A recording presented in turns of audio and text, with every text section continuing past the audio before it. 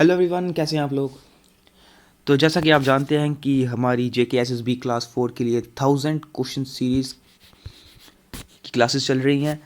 तो इसमें हमारी अभी तक काफ़ी क्लासेस हो चुकी हैं, जिसमें GK यानी कि जनरल अवेयरनेस, इंग्लिश की क्लासेस भी हो चुकी हैं, रीजनिंग और मैथ्स के क्वेश्चंस भी आपको मिल चुके हैं। आज जो क्लास हम लेकर आए हैं ये है इंग्लिश की क्लास। आप जानते हैं हमने इंग्लिश के पहले 20 क्वेश्चंस कर लिए हैं, आज नेक्स्ट 20 क्वेश्चंस हैं। तो बिना किसी देरी से हम ये वीडियो शुरू करते हैं और 21st क्वेश्चन पर बढ़ते हैं। तो ये रहा आपके सामने 21st क्वेश्चन। ये आर्टिकल के ऊपर एक क्वेश्चन आया हुआ है, चूज द करेक्ट आर्टिकल। देखिए, Rohit is dash singer who will perform in the tomorrow's show. अब यहाँ पर कुछ लोग क्या गलती कर सकते हैं, वो सिंगर को एस देकर यहाँ पर ए लिख सकते हैं, लेकिन यहाँ पर ए आर्टिकल नहीं आएगा, ना यहाँ पर एन आर्टिकल आएगा।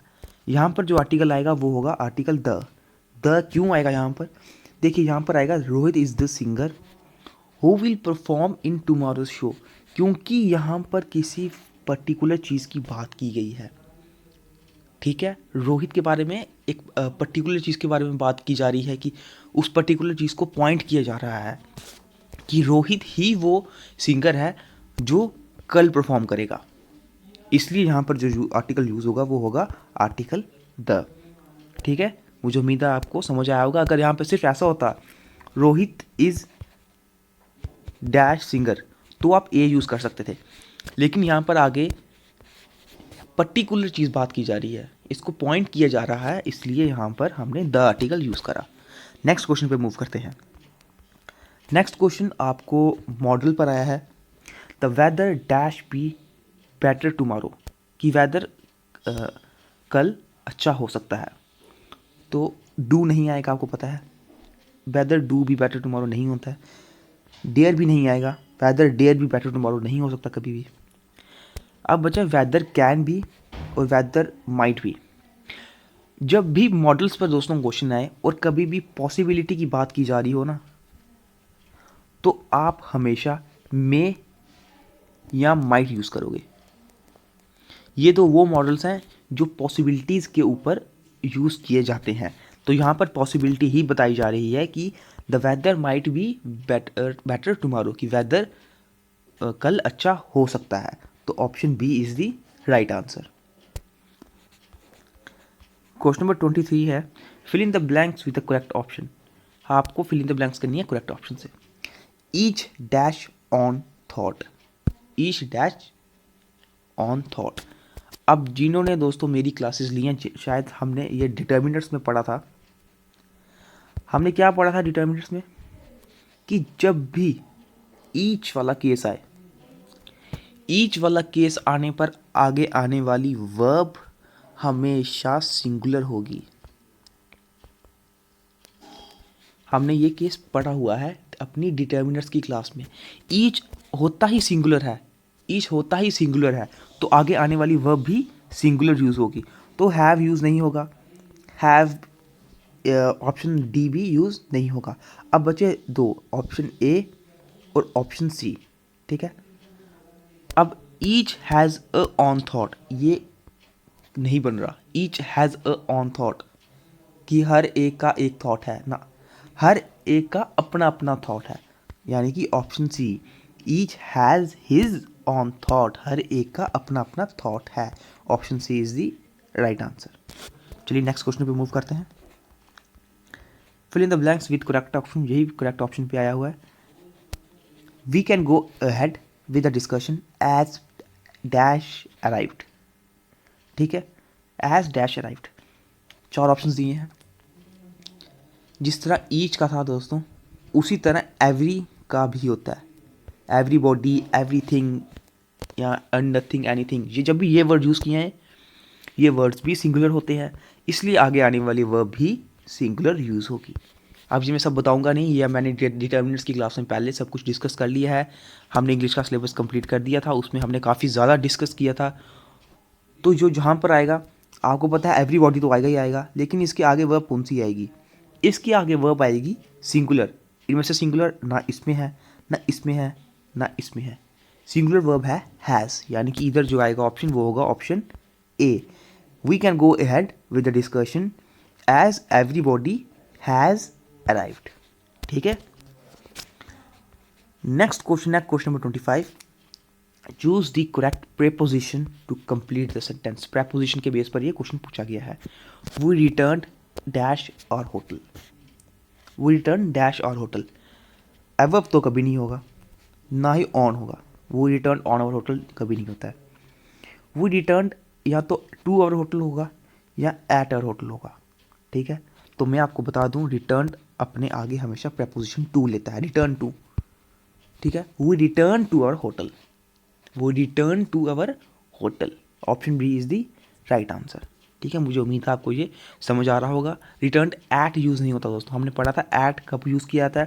कभी भी टाइमिंग हो 4:30 PM कि आप इस टाइम पर आ जाना, या आपको पता है कि अगर जब भी डे की बात या डे के लिए हमेशा ऑन यूज़ करते हैं, लेकिन जहाँ ना यहाँ पर डे है ना यहाँ पर कोई किसी टाइप की पॉइंट ऑफ टाइम की बात की जा रही है, यहाँ पर सिर्फ होटल की बात की जा रही है कि हमें अपने होटल वापस जाना पड़ेगा। तो वर्ब के आगे जो है वो आर्टिकल टू आया, प्रेपोजिशन टू आई। नेक्स्ट क्वेश्चन है I ran dash the street. I ran dash the street, क्या एवर्ब होगा? नहीं। मैं स्ट्रीट के ऊपर से भागा, नहीं। बी साइड्स भी नहीं होता, बी साइड होता साइड साइड से चलना। विद भी नहीं होगा, आई रैन विद द स्ट्रीट कभी नहीं होता है। और ऑप्शन बचा D, across is the right answer. Across का मतलब क्या होता है, अगर आपने प्रेपोजिशन की क्लासेस ली होगी, अक्रॉस का मतलब ही होता है एक पॉइंट से दूसरे पॉइंट तक मूवमेंट करना, या फिर एक जगह से दूसरी जगह चलना। मूवमेंट करना उसको बोलते हैं अक्रॉस, उसके लिए तब यूज़ किया जाता है अक्रॉस। तो यहाँ पर वही तो बात की जा रही है, I run across the street, कि मैं स्ट्रीट के ऊपर से भागा। ठीक है, मुझे उम्मीद है आपको ये समझ आ रहा होगा। चलिए अब हम नेक्स्ट क्वेश्चन पे मूव करते हैं। क्वेश्चन नंबर 27 है the officer did not dash to my request as I had dash the speed limit. देखिए, ऑफिसर ने इसकी रिक्वेस्ट को क्या नहीं माना, नहीं होगा, माना नहीं होगा, इसकी रिक्वेस्ट को माना नहीं होगा। ठीक है, तो अगर आप ऑप्शन देखें तो यहाँ पर सब में एक्सीड है। एक्सीड का मतलब ही होता है कि जैसे एग्री करना, सहमति दिखाना या सहमत होना। ठीक है, या मानना भी बोल सकते हो आप। तो पहले तो एग्री वाला ही आएगा, लेकिन मतलब पहले तो एक्सीड ही आएगा। लेकिन मेरी एक बात सुनो, क्या यूज़ किया गया है? डिड। द ऑफिसर डिड, यानी कि वर्ब की सेकंड फॉर्म पहले ही यूज़ कर दी है सब्जेक्ट के साथ। आगे आने वाली वर्ब सेकंड फॉर्म में नहीं होगी, ये आपको पता होना चाहिए। डिड के बाद आगे आने वाली वर्ब सेकंड फॉर्म में नहीं होती है, वो फर्स्ट फॉर्म में ही रहती है। तो हमें ये तो पता चल गया कि यहाँ पर एक्सीड या ऑप्शन 3 या ऑप्शन 4 यूज़ होगा। ठीक है, ऑप्शन सी या ऑप्शन डी यूज़ होगा। To my request as I had dash the speed. अब हैड के आगे कौन सी वर्ब यूज़ की जाती है? हैड के आगे V3, third form of verb, क्योंकि पास्ट परफेक्ट बनाना पड़ता है इसको। ठीक है, थर्ड फॉर्म ऑफ वर्ब कौन सी होती है? यानी कि एक्सीड या एक्सीडिड, तो एक्सीडिड यूज़ होगा यहाँ पर। तो option 3 is the right answer. ठीक है, the officer did not exceed to my request as I had exceeded the speed limit. मुझे उम्मीद है आपको ये समझ आ गया होगा। नेक्स्ट है question number 28। Choose the coordinate clause in the given sentence. मैं पहले ही आपको बता चुका हूँ कि कोऑर्डिनेट क्लॉज और सब ऑर्डिनेट क्लॉज कौन सी होती है। कोऑर्डिनेट क्लॉज वो क्लॉज होती है जो अपना एक इंडिपेंडेंट मीनिंगफुल एक सेंटेंस बना दे। और सब ऑर्डिनेट क्लॉज कौन सी होती है? जो अपना इंडिपेंडेंटली वो कभी अपना मीनिंगफुल वर्ड नहीं बनाती, ऐसा लगता है कि वो हमेशा अधूरी होती है। तो देखिए क्या सेंटेंस है, when ever students went the teacher stop teaching. अब हमें ऐसा कोऑर्डिनेट क्लॉज ढूंढनी है जिसका मतलब पूरा दिखाए, जो पूरा इंडिपेंडेंटली पूरा एक मीनिंगफुल मतलब दे रही हो हमें। ए ऑप्शन नहीं होगा, when ever student the teacher stopped, ये भी नहीं बना। स्टूडेंट्स वेंट, ये भी नहीं बना। क्या बचा है? The teacher stop teaching, option D. Teacher ने पढ़ाना बंद कर दिया, ये सेंटेंस कंप्लीट लग रहा है कि टीचर ने पढ़ाना बंद कर दिया, the teacher stop teaching, independent है और अपना मीनिंगफुल एक सेंटेंस भी बता रही है, तो option D is the right answer. Next question है question number 29, find the correct spelled word. Correct spelled word को आपको फाइंड करना है, इनमें से जो जिसके स्पेलिंग करेक्ट है वो आपको लिखना है। डैमेज नहीं है, डैमेज की स्पेलिंग गलत है। रिलायंस, RELIANCE, रिलायंस सही है, रिलायंस सही है। स्ट्रेंथ के भी गलत गलत लिखे हैं, जेनेटिक्स के भी गलत लिखे हैं। Option B is the right answer. Next question question number 30, find the incorrect spelled word. Incorrect spelled word आपको फाइंड करना है। देखो, जो जिसके स्पेलिंग गलत लिखी हो वो आपको फाइंड करना है। इंटीग्रेटेड सही लिखा है, डिजीज़ स्पेलिंग ठीक है, सर्विलेंस SURVEILLANCE सर्विलेंस की स्पेलिंग भी ठीक है। अब हमें इनकरेक्ट ढूंढना है। प्रोग्राम के देखो PROGRAME, लेकिन PROGRAMME ही होता है प्रोग्राम, तो option D is the right answer. ठीक है, ऑप्शन डी होगा incorrect spelled word. 31st question है, find the identify the antonym of the given word. Given word का हमें एंटोनियम फाइंड करना है। क्या वर्ड दिया हमें? एस्टोनिशमेंट। एस्टोनिशमेंट का मतलब ही दोस्तों क्या होता है? I was completely astonished. Use करते हैं कभी सेंटेंस में, I was completely astonished. Astonished मतलब कि शॉक्ड या सरप्राइज्ड। ठीक है, तो ऑप्शन देखने पर ऑप्शन A, B और C ये तीनों इसके सिनोनियम हैं। तीनों के तीनों इसके सिनोनियम हैं, मतलब इससे मेल खाते हैं अपने मतलब में। लेकिन अपैथी, अपैथी का मतलब होता है लैक ऑफ इमोशन, कि इमोशंस का लैक करना वो होता है अपैथी। यानी कि ये एस्टोनिशमेंट का बिल्कुल अपोजिट हुआ, तो option C is the right answer. ठीक है, question number 31, identify 32, identify the synonym of the given word. अब हमें सिनोनियम फाइंड करना है। क्या वर्ड दिया है? बेसिक। बेसिक, बेसिक पढ़ गई आपको, अगर इसका वो मतलब ऐसा वर्ड ढूंढना है जो इसकी तरह मेल खाता हो, सीधे ऑप्शन डी देखिए, फंडामेंटल। दी फंडामेंटल और बेसिक यूनिट, कितनी बार हम यूज़ करते हैं इस चीज़ को, तो बेसिक ही हुआ फंडामेंटल के लिए उसका सिनोनियम। अगर हम सिरिन की बात करें, ये इसका मतलब अलग होता है, ये काम होता है, इसका तो कोई मतलब ही नहीं बनता, सिनोनियम हो नहीं सकता है बेसिक का ये।